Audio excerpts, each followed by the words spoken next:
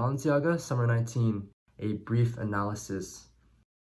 So this is a show that I feel doesn't get enough respect compared to other Balenciaga shows. Demna, the creative director, is always known for ironic wear, and he's very good at marketing through social media and through memes to a younger audience. This season specifically, he decided to focus only on tailoring and formal wear.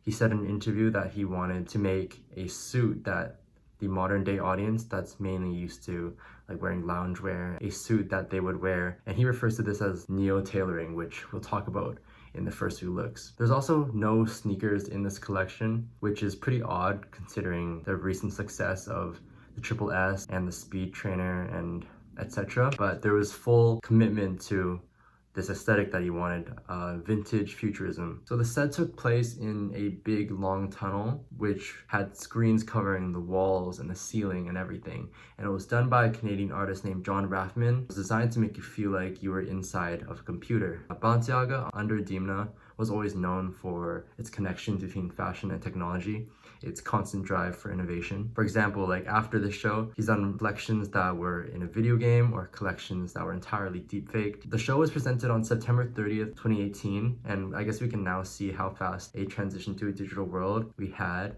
But at this time, no one really could have predicted how fast it would have been. So I'd say there are three key things to look out for in this collection. The first one being throwback / vintage clothing. Second being romance, and third being privacy in a sort of digital setting. So the show starts off with this blue screen with text that looks like a computer malfunction appearing along the cylindrical walls. The music sounds haunting, like an impending doom. Now for look one. The first thing you probably notice is the squareness of the shoulders. Now this is what Demna referred to as neo-tailoring, which was sort of built to be a power suit for the modern person. The shoulders were shaped with foam pads that were made through the use of 3D printing. It is a contrast between shoulder pads and suits that were prevalent way back in the day, but reinvented with modern technology. The whole shape of this dress is similar to the dresses from Demna's first collection at Balenciaga. Now if the first look was directed more towards female figure, this one is the male equivalent. The plan for this collection was to introduce formal wear to an audience of millennials and younger who are so used to loungewear, as said before. Demna is always looking to the future and the past in hopes of merging the two. So there are also no ties in this collection, and that may seem pretty counterintuitive because it's a formal wear collection. But the modern stylish person doesn't want to look so formal and doesn't want to feel so trapped and restricted. They want comfort. A t-shirt or an unbuttoned collar shirt is the solution that Demna decided on. Look 3 and 4 include the same shoulders over suit dresses that are so uniform in texture. Look 3 especially appears similar to a rendered jacket from a game like GTA or The Sims. It's almost a precursor to Fall Winter 21, the entire collection in a video game. Look 6 has the same neo-tailoring, but implemented only into the neckline. The words read, "Loved you yesterday, love you still, always have, always will," in various different fonts spammed all over the dress. So a lot of you may have heard this quote before. I actually haven't, so I had to Google it, and apparently it's a pretty famous love quote from way back then. It made me think of those like Instagram posts that had those flowers in the background with some like cursive quote that read like "live, laugh, love," for example. The font that was used on the dress is actually similar to those fonts in those posts. So if this set was supposed to take place inside a computer, maybe this is the sort of modern history stuff you'd see. Continuing on, this is another dress that has a bunch of words splattered all over it. This one saying Balenciaga Summer 19, which is the collection obviously, and this,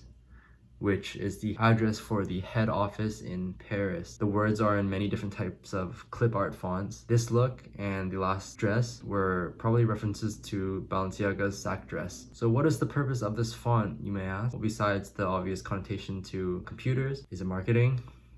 Probably. Look 11 is pretty interesting. This is the first of a few outfits that have this bejeweled Eiffel Tower print scattered all over. There's a reason for it being so shiny though. The Eiffel Tower is beautiful at night as it has lights that shimmer all over. However, due to some of the rules of the recent creation of the lights, there's actually a copyright for uploading professional images of the nighttime scene when the lights are visible. It's weird that a public landmark as such that's located outside for anyone to see is copyrighted and profitable for someone else. So look 18 and 22 are the outfit of a private investigator, another notion of privacy. Look 20 is reminiscent of Eddie Salmon's look at Saint Laurent, but with the Balenciaga square shoulders. There are a few more throwback pieces and references to other designers coming up. No throwback collection is complete without in all denim look to reference the 2000s. The rose on the back adds to this theme of love, and a funny thing to note is the wallet chain is actually connected to a wallet. Wallet chains were created in the 50s for bikers to not lose them when they were riding, but the punk movement in the 70s adopted them as an accessory, so it's pretty unusual to see them as an actual functional piece nowadays. Look 30 is Britney Spears, obviously a 90s icon. Look 35 features these heart-shaped glasses, which were super popular in the 70s, and they were sparked by Lolita, a Stanley Kubrick movie that came out in 1962. Look 38 has a personal reference for me. It has a lot of like poker chips or casino accessories all over it. It reminds me of these old I Spy books that I used to play with all the time. I'm not sure if like anyone else had that same experience or if it was kind of just my family type thing. This next dress is my personal favorite look of the entire collection. It's a Trump Lloyd dress that may look simple from first glance, but each and every square was purposely shaped to curve the model's body. A checkerboard pattern also has other symbols such as chess, which is a game that's been around for a really long time, but it's also a game that managed to stay relevant through online play and playing against AIs. A checkerboard also is a pattern for transparency when you're modeling things digitally. At this point, and I assume everybody's seen the show already, if you haven't, you should.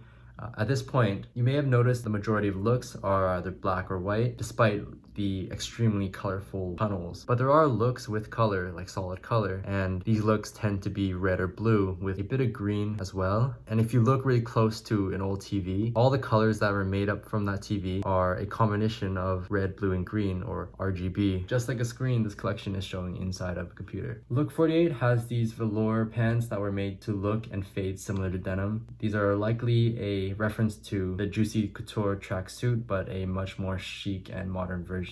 This look is very nylon Prada-esque. Another look to add to the theme of love, this clutch is like a box of chocolates that you buy for your significant other on Valentine's Day. I guess it's because Paris is the city of love. I do also have to talk about these shoes for a second. The Balenciaga logo on these dress shoes have LED lights built into them that can light up for something like 10 hours apparently. They also have a charger that is built into the heels. The light has no functional use. It's almost like it's incorporating the use of technology just for the sake of incorporating the use of technology, which seems to be the case for a lot of items nowadays. Like, who the needs a smart fridge? Look 69 features this lady in an evening gown holding a newspaper clutch, a reference to the Dior newspaper print bag, but in a modern magazine print. Balenciaga is scattered all over the evening gown in various fonts that remind me of movies, games, arcades, or anything from years ago. But for some reason, I just can't put my finger on any of them. So if any of these look familiar or you know what logo it is trying to reference, please comment down below. A big inspiration, like I said before, was modern formal wear for the young adult who is used to wearing comfortable loungewear or athletic wear. So here we have the mixture of just that. A clear reference to Adidas track pants in the shape of dress pants, and a collar shirt worn so loosely around the neck and the wrist that is meant to keep you comfortable. Here we have this odd looking dress that you may have seen on meme pages. It's actually a reference to Balenciaga Couture. Who would have known? Another Cristobal Balenciaga reference, this evening gown constructed from one long piece of fabric. I couldn't find a specific couture look that this appears to be referencing, but it does look a lot like the work that Cristobal used to do. And finally, look 76, a culmination of the entire collection. Massive heart earrings showing love, a Balenciaga Couture reference, in all over print of Balenciaga in every kind of Microsoft Word font you can find. That's my brief analysis and review. If you want to see more, subscribe. Thanks.